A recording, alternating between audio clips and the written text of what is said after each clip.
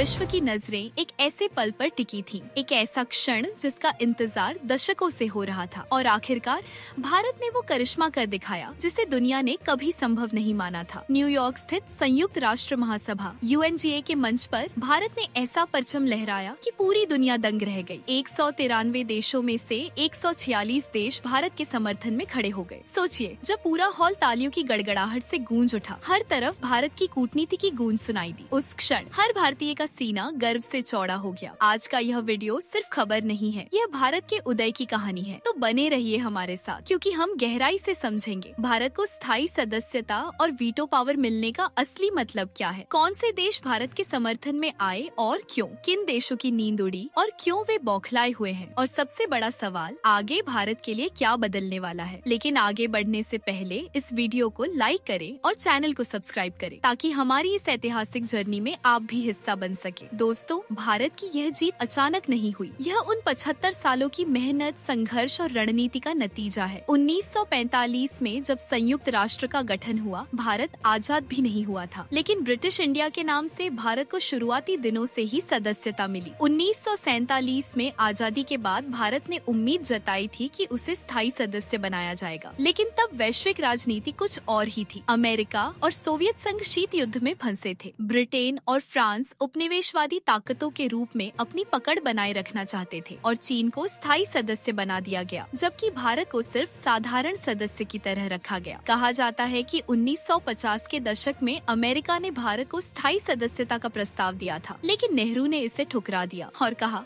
कि यह चीन का हक है। उस गलती की कीमत भारत ने दशकों तक चुकाई। फिर 1971 आया, भारत ने पाकिस्तान के खिलाफ युद्ध जीता और बांग्लादेश का जन्म हुआ। उस समय अमेरिका और चीन ने पाकिस्तान का समर्थन किया, लेकिन सोवियत संघ ने भारत का साथ दिया। यहीं से भारत की कूटनीति ने एक नया मोड़ लिया। 1991 में सोवियत संघ के टूटने के बाद भारत अकेला पड़ गया, लेकिन धीरे धीरे भारत ने आर्थिक सुधार, तकनीकी विकास और सैन्य ताकत के दम पर अपना प्रभाव फिर से जमाना शुरू किया। 2000 के दशक में जब भारत IT हब और परमाणु शक्ति के रूप में उभर रहा था, तभी से भारत ने संयुक्त राष्ट्र में स्थायी सदस्यता की मांग तेज की। आज 2025 में आखिरकार वो सपना साकार होने की कगार पर है। न्यूयॉर्क का वो हॉल इतिहास का गवाह बना। जब वोटिंग शुरू हुई तो हर कोई सांस थामे बैठा था। पहले कुछ देश समर्थन में आए, फिर संख्या बढ़ती गई, 10, 20, 50, 100 और आखिरकार 146 देशों ने भारत के पक्ष में वोट कर दिया। तालियों की गड़गड़ाहट इतनी जोरदार थी कि विरोध करने वालों की आवाज दब गई। European Union, Africa, Asia, Latin America, हर जगह से समर्थन की गूंज आई। यह सिर्फ वोट नहीं था, ये भारत के बढ़ते कद की घोषणा थी। सोचिए, वहाँ बैठे भारतीय प्रतिनिधि, विदेश मंत्री डॉय एस जयशंकर जब उठे और बोले, भारत केवल अपने लिए नहीं बल्कि अफ्रीका, एशिया और विकासशील देशों की आवाज है, तो पूरा हॉल खड़ा होकर तालियां बजाने लगा। अब आते हैं सबसे दिलचस्प हिस्से पर। किसने भारत का साथ दिया और किसने विरोध किया? भारत के समर्थन में अमेरिका, जिसने दशकों तक व्यापारिक दबाव डाला, अब भारत का खुला समर्थन कर रहा है। रूस, भारत का पुराना सहयोगी, हमेशा से कहता आया भारत को स्थायी सदस्यता मिलनी चाहिए। फ्रांस और ब्रिटेन, दोनों यूरोपीय ताकतें खुलकर भारत के साथ खड़ी रही। चीन, सबसे बड़ा सरप्राइज, दशकों तक विरोध करने वाला चीन पहली बार बोला, भारत एशिया की आवाज है, भारत के बिना UN अधूरा है। अफ्रीका के 53 देश,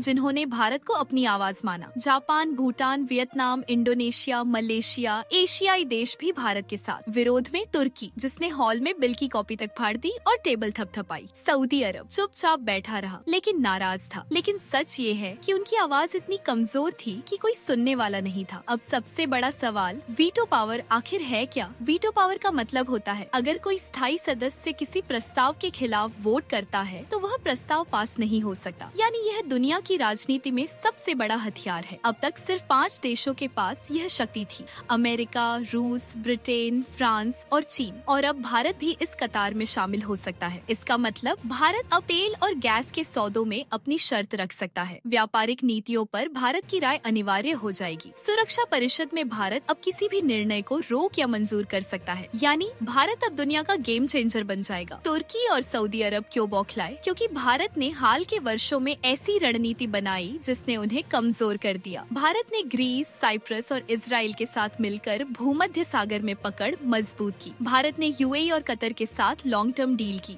और सऊदी तेल पर निर्भरता घटाई। भारत ने रूस से सस्ता तेल खरीदा और घरेलू बाजार को स्थिर किया, यानी भारत ने उनकी तेल राजनीति को हिला दिया। यही वजह है कि आज तुर्की और सऊदी अरब भारत के खिलाफ खड़े हैं। दोस्तों, भारत की यह जीत सिर्फ कूटनीति की नहीं है, यह आर्थिक, सामरिक और सांस्कृतिक ताकत का नतीजा है। भारत आज दुनिया की 5वीं सबसे बड़ी अर्थव्यवस्था है। भारत की IT और स्टार्टअप इंडस्ट्री दुनिया में छाई हुई है। भारत का सैन्य बल अब अमेरिका और रूस जैसे देशों के बराबर खड़ा है और सबसे बड़ी ताकत 140 करोड़ भारतीयों की जनशक्ति। सोशल मीडिया पर भी यह जीत चर्चा का विषय बनी। दुनिया भर में लोग भारतीय कूटनीति और नेतृत्व की तारीफ कर रहे हैं। तो दोस्तों, सवाल ये है, क्या भारत को आधिकारिक रूप से वीटो पावर मिल जाएगी? क्या भारत अब दुनिया की किस्मत बदलने वाले देशों की कतार में शामिल हो जाएगा? अपनी राय हमें कमेंट बॉक्स में जरूर बताएं। अगर आपको यह वीडियो पसंद आया हो तो इसे लाइक करें और अपने दोस्तों तक शेयर करें। और हाँ, इस तरह के और भी नॉलेजेबल वीडियो देखने के लिए चैनल को सब्सक्राइब करके बेल आइकन जरूर दबाएं। जय हिंद, जय भारत।